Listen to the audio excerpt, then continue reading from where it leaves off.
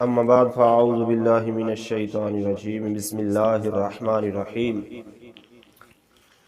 اللہ ولی الذین آمنوا یخرجهم من الظلمات الى النور والذین کفروا اولیاؤہم الطاغوت یخرجونہم من النور الى الظلمات اولئک اصحاب النار هم فیہا خالدون۔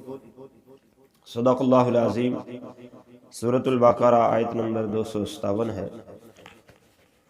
اللہ تعالیٰ فرماتے ہیں کہ اللہ ولی ہے مسلمانوں کا،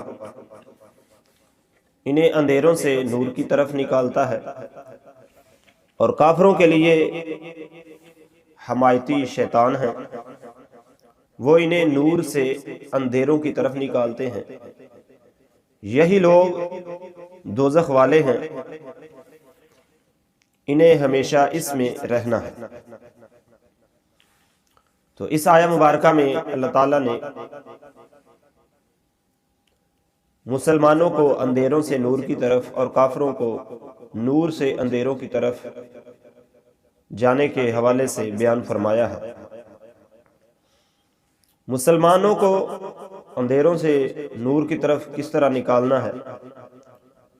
وہ اس طرح کہ مسلمانوں کو کفر سے نکال کر، گمراہی سے توبہ کروا کر ہمیشہ کے لیے صالحین اپنے نیک بندوں میں اللہ شمار فرما لیتا ہے۔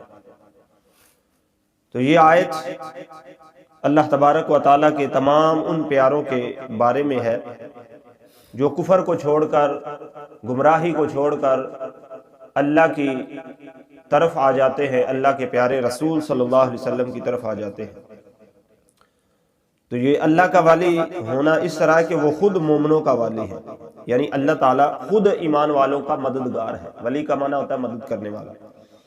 تو اللہ تعالیٰ خود اللہ اپنی رحمت سے ایمان والوں کا مددگار ہے، اس کے انبیاء اور اولیاء اس کی عطا سے مسلمانوں مومنوں کے مددگار ہیں، کیونکہ اللہ تعالیٰ نے قرآن پاک میں دوسری جگہ فرمایا ہے انما ولیکم اللہ ورسولہ والذین آمنوا۔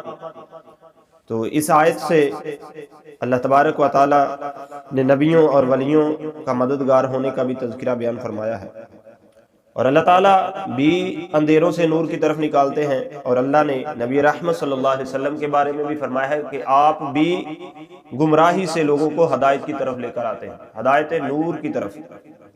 لِتُخْرِجُ النَّاسَ مِنَ الظُّلُمَاتِ إِلَى النُّورِ۔ رب نے فرمایا کہ اے محبوب، آپ لوگوں کو نکالے اندھیروں سے روشنی کی طرف۔ تو اللہ تعالیٰ نے اس میں اپنے پیارے حبیب صلی اللہ علیہ وآلہ وسلم کو بھی لوگوں کو اندھیروں سے نور کی طرف، روشنی کی طرف لانے کا تذکرہ جو ہے وہ بیان فرمایا ہے۔ آگے اللہ تعالیٰ نے فرمایا کہ کافروں کے لیے حمایتی جو ہیں وہ شیطان ہیں۔ تو اس سے معلوم ہوا کہ دنیا میں بعض کفار جو ہیں وہ کافروں کے مددگار ہیں، کیونکہ حمایت کرنا اسی کو کہتے ہیں ایک دوسرے کی مدد کر دینا۔ تو دنیا میں رہتے ہوئے ایک کافر دوسرے کافر کی مدد کرتا ہے، لیکن آخرت میں وہ کسی لحاظ سے کسی کی کچھ مدد نہیں کر سکیں گے، بلکہ خود ان کو، جو دنیا میں رہتے ہوئے ایک دوسرے کی مدد کرتے رہیں، ان کو خود مدد کی ضرورت ہوگی۔ تو اللہ تعالیٰ نے مسلمانوں کو یہ شان اور عظمت عطا فرمائی ہے کہ اللہ نے اپنے نیک بندوں کو دنیا میں بھی اور آخرت میں بھی والی بنایا، یعنی مددگار بنایا، اور یہ حضرات اہل ایمان کی شفاعت کریں گے، اور اللہ تعالیٰ بخشنے والا ہے۔ تو آگے اللہ نے فرمایا کہ وہ انہیں نور سے اندھیروں کی طرف نکالتے ہیں، یعنی کافر اور شیطان جو ہے وہ اندھیروں کی طرف لے جاتے ہیں نور کو چھوڑ کر۔ تو اس نور سے مراد وہ دینی فطرت ہے جس پر ہر بچہ جو ہے وہ پیدا ہوتا ہے۔ احادیث میں آتا ہے کہ جو بھی بچہ پیدا ہوتا ہے، چاہے وہ ہندو کے گھر پیدا ہو، عیسائی کے گھر پیدا ہو، یہودی کے، کوئی بھی مذہب رکھنے والا بندہ ہے، جب وہ بچہ اس کے گھر پیدا ہوتا ہے تو وہ فطرت پر پیدا ہوتا ہے، اور فطرت ہے دین اسلام۔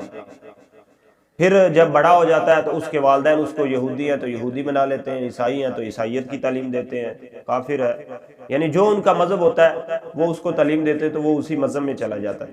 لیکن اگر پیدائش کے حوالے سے دیکھا جائے تو یہ اٹل سرکار کی حدیث مبارکہ ہے، فیصلہ ہے کہ کوئی بھی بچہ جب دنیا میں آتا ہے تو وہ دین اسلام یعنی فطرت پر پیدا ہوتا ہے۔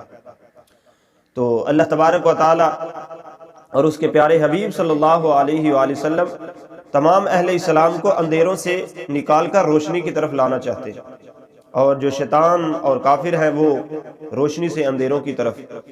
تو اللہ تعالیٰ نے فرمایا کہ یہی لوگ دوزخ والے ہیں، انہیں اس میں ہمیشہ رہنا ہے۔ تو اس سے معلوم ہوا کہ دوزخ والا ہونا، دوزخ میں ہمیشہ رہنا، یہ کفار کے لیے خاص ہے، مسلمان کے لیے نہیں۔ مسلمان اپنے گناہوں کی سزا جو ہے وہ پا کر ایک نہ ایک دن دوزخ سے نکالا جائے گا، لیکن وہ سزا جو ہے وہ بہت سخت ہوگی۔ اس لیے مسلمان کو چاہیے کہ اس سزا کا تصور اپنے ذہن میں رکھے اور خود کو ایسے اعمال کی طرف لائے تاکہ وہ سزا جو ہے وہ اس کو جھیلنی نہ پڑے، کیونکہ قیامت کا منظر بڑا ہولناک ہوگا، اور پھر اس کے بعد دوزخ کی جو آگ ہے وہ بہت تیز ہوگی۔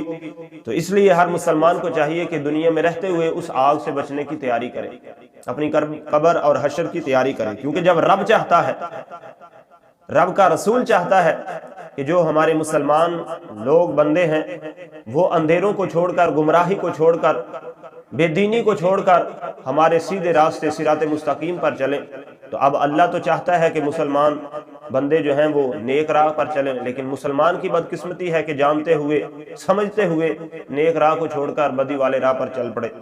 تو اللہ تعالی ہم سب کو ایسے راستے سے بچنے کی توفیق عطا فرمائے جس راستے پر چلنے سے اللہ اور اس کے رسول کی ناراضگی اور ہمارے لیے دوزخ کا سبب بن سکتا ہے۔